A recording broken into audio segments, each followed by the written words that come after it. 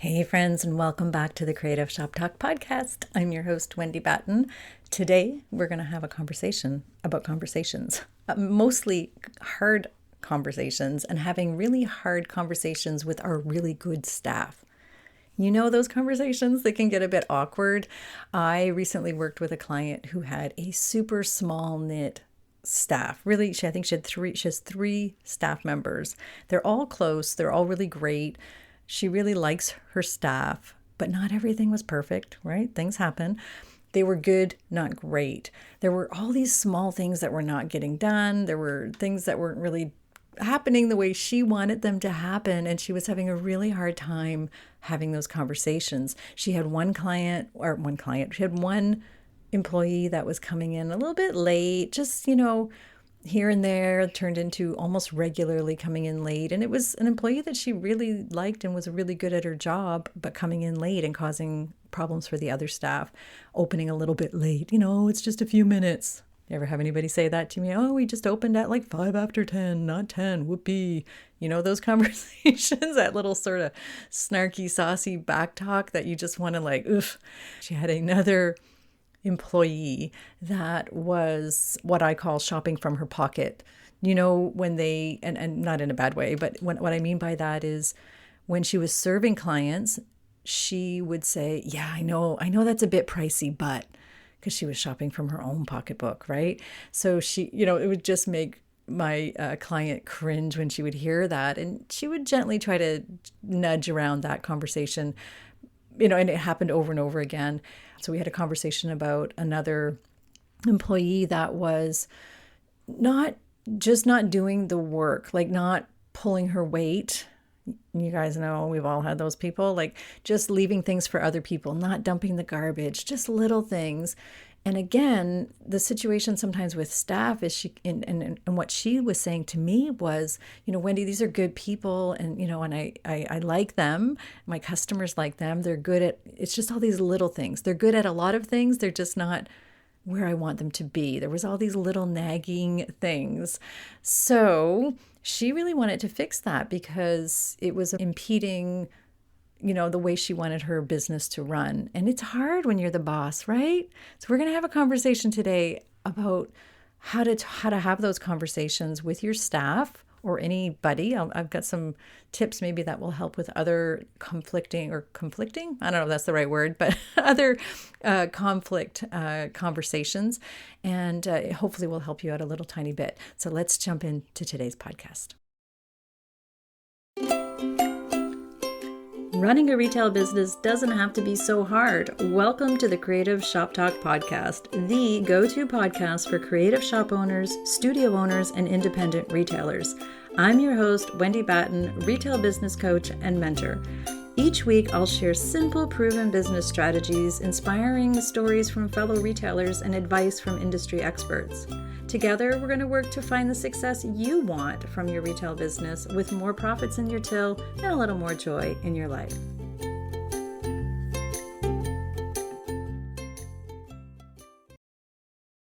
Okay, so we are going to explore how to have difficult conversations with good people, right?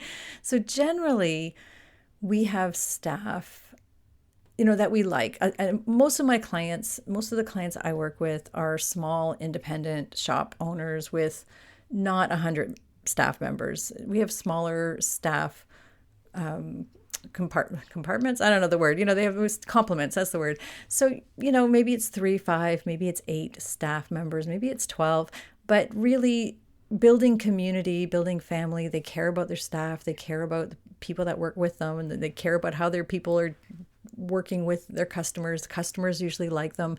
So what happens when you have to have a hard conversation? So the first thing I want to make an assumption. I'm going to make this assumption. We'll talk about it in another podcast, but we're really going to make the assumption that you already have in place good training. You've trained your staff so they know what to do, and it's not a training issue. So from your point of view as the leader, maybe do a mental checklist and ask yourself, have we actually trained our staff, or are we expecting them to read our mind? right?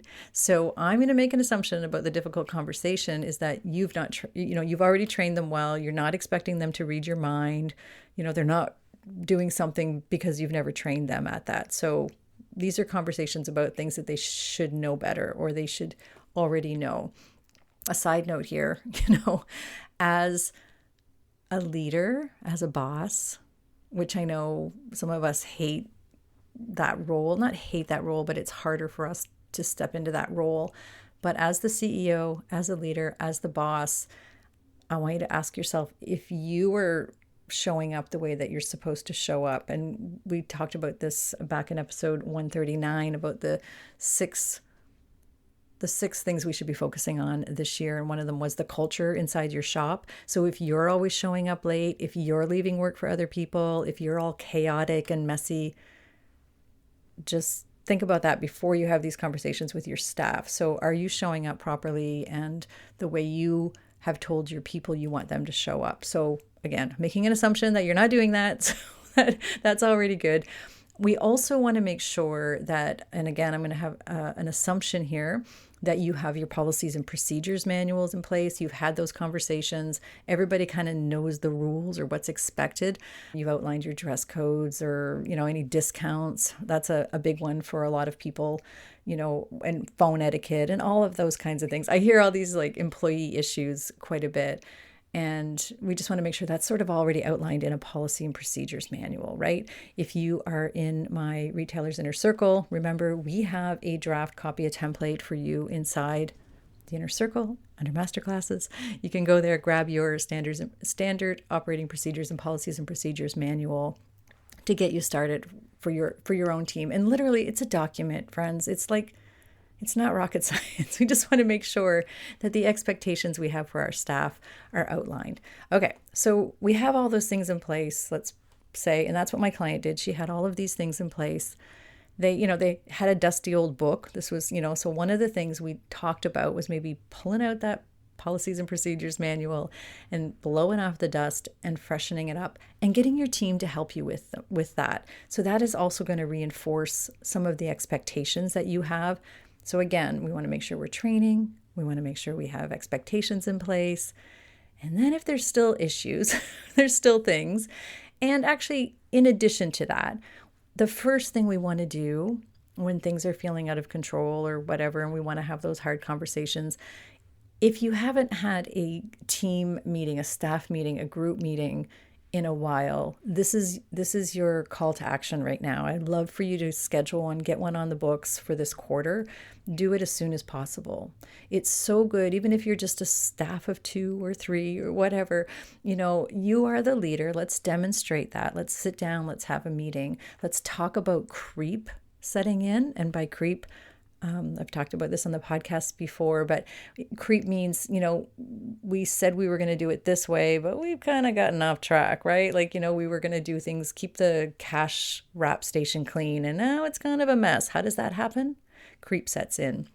We said we were going to, this is our policies and procedures. This is the way we want to operate.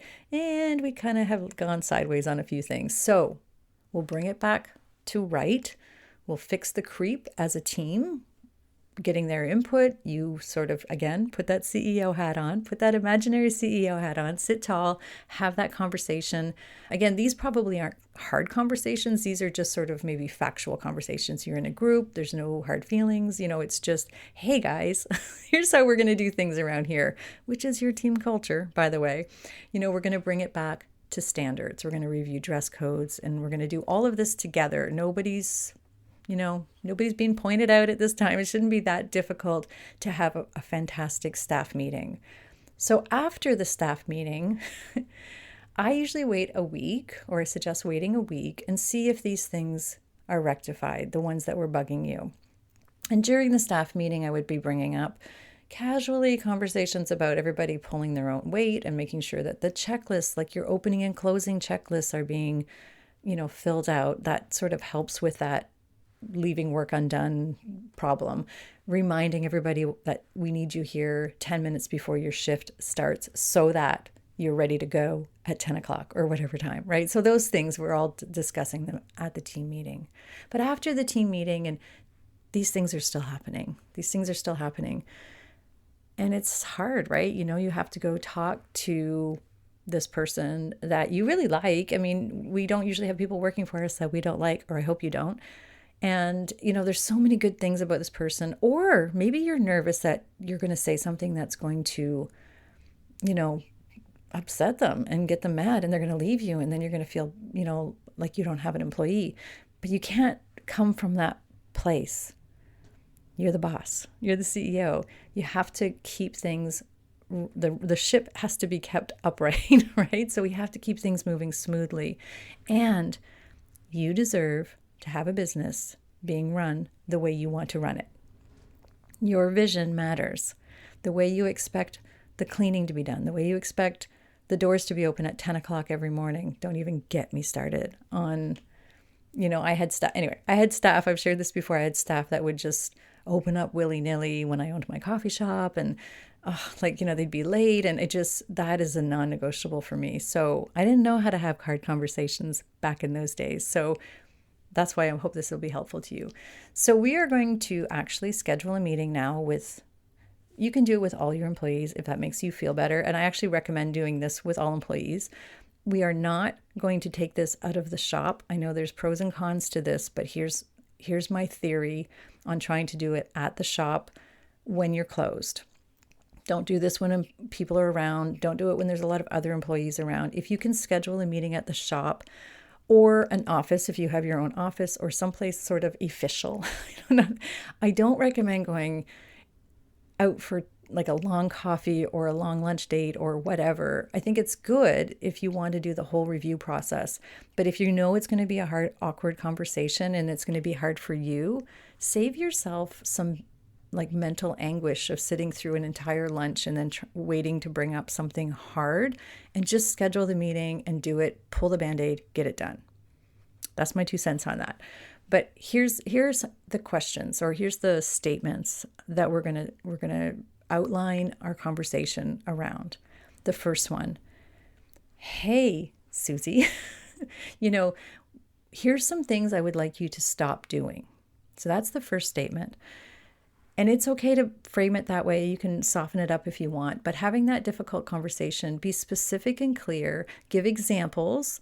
I've noticed that you've been arriving late for work quite consistently, and I know that the shop is open, and you might not think, like, you can nip that in the butt if that person has sort of made fun of you or, laughed about it. You might not think this is important, but it is important to the brand and to the reputation and how I really choose to have this business run. That's okay to have that conversation.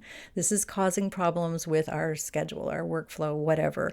This is not fair to your fellow employees if it means maybe somebody has to stay late or something, whatever. Be specific, be clear, and tell them what you would like them to stop doing. Frame that however you want to, but that's the first statement.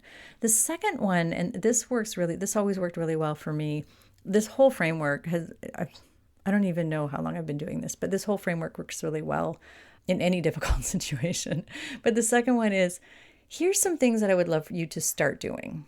So I would love you to start coming in 10 minutes early. I would like you to start filling out the checklist before you leave, the close checklist. I would love for you to start whatever. So we've stopped doing one thing. We're starting to do something else. We're reframing it for them. And it's a statement. It's not open for a whole lot of discussion. Hopefully that doesn't sound cold, my heart, but that is how we're going to frame it. So we would like you to stop doing this. We'd like you to start doing this. And the third one is, here's what I would love for you to keep doing. Now, you don't have to say it in that way. You can say, I just also wanted to mention, I just love the way you treat our customers. I love, end on a high and a positive note, and something that you specifically really want them to keep doing and that they're doing really well. They may not know that you noticed that. I really love, the way you, I don't know, whatever it is that they're doing for you. Maybe, how you keep the cash wrap clean, or, I love, maybe it's something extra that they do, or that they do extremely well in their, in the way they're serving your people, and making sure you say, please keep up the good work. Those 3 statements, and I think I've shared them in different context before here on the podcast, and I know I share it quite a bit in my groups and whatnot, but I really think that that really helps with those difficult conversations. We have to make sure that we set ourselves up as, in that leadership position. We have to have the confidence and the courage to have those difficult conversations.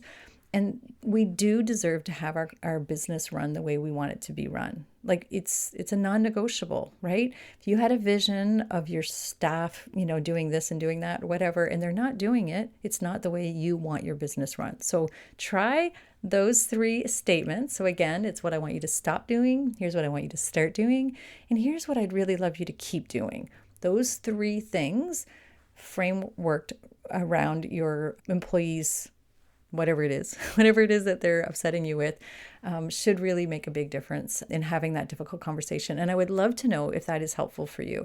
If you use that, I know for my client, she had those it was really hard for her. So hard. Like it was so hard for her. So they had their team meeting. And here's a tip, blame me. Say, hey, especially if we're working together, if you're in my inner circle or we're working one-to-one together, blame me. Just say, my coach told me that we need to have a team meeting. My coach told me I needed to sit down and talk to you about these things. Blame me. Go for it. Have your employees listen to some of the podcast episodes, maybe on shop standards, maybe on creep. Maybe we want to have them listen to episode 139, so that they feel maybe why, you're coming from this, if you feel like you have to. Otherwise, just step into your role of CEO, into your leadership role, and, sit up tall. It's really hard. And I know, and these people are your friends. Don't apologize either. Don't apologize for asking them to do their work. And I know that sounds cool. I always hate saying it that way, but don't apologize. Don't say I'm sorry to have to talk to you about this, unless it comes out naturally. But we want to make sure that we're not fidgety or second guessing or sounding like this, or we're not really the boss. And I know, we don't want to sound that way. We want to make sure we're confident in the reason that we're bringing these things up. So having that difficult conversation with good staff members. Now, it's a whole different thing if you have a staff member that is not good, and we'll have a longer conversation about that. If you have a staff member on your team that you don't think is the right fit, they're just a warm body, it's time for them to leave. That's all I'm going to say about that. Because you do not want somebody in your business, for whatever reason, there's a reason that you don't feel like it's comfortable, but it's so hard to get staff, I'm just going to keep them. You want to get rid of that employee and make space and open up for people that deserve to be working with you in your beautiful shop, because your customers are being served by that person. So if they're just a really bad fit for your business, you can still, have a difficult conversation by putting that CEO hat on, shoulders up, sit tall, let them go. Pull the Band-Aid. Don't wait. Do that this week. I know it's hard, but I want to really encourage you to make sure that you're not hanging on to poor staff. So this is more about having hard conversations with good staff. They're good, not great. Let's bring them up to that next level. Okay, I hope you found this helpful. Reach out, connect with me on Instagram. Let's have a chat. Let me know what you think about this. If this is if this helped you at all, if this is helpful to you, if you're in the inner circle, or we're buddies on Facebook or wherever, just let me know if this is helpful to you. And I also want to encourage you to, if you're not a member of our Retailers Inner Circle, that's my private monthly coaching group, why not? Well, come on and join us. We're a great group of people. There's a great group of retailers in there. We have templates and masterclasses and conversations. And you know what? The conversations are what I feel like are really important, because we shouldn't be doing all this alone. So we're not meant to know all the things, with every aspect of running a business, a small independent retail business. But anyway, I hope you'll join us. That's my pitch today, I guess. I'd also love it so much. It helps us on the podcast if you share the podcast with a fellow shop owner, tag us on Instagram, tell a buddy, one person. If you tell one person about the podcast, one shop owner buddy, that would be so helpful to us. And if you leave a review and rating, as you know, algorithms, we talk about those a lot. Algorithms matter, and it tells all the podcast, wherever you are listening to this podcast, if you'd leave us a review and follow the podcast, it does help us be found by other retailers just like you. So thank you for being here, my friend. We will see you next week. I have another great podcast for you. We're going to be focusing a lot on HR and employees and helpful tips over the next little while, because it seems to be a common thread right now. So we'll see you next week. Thanks for being here, my friend.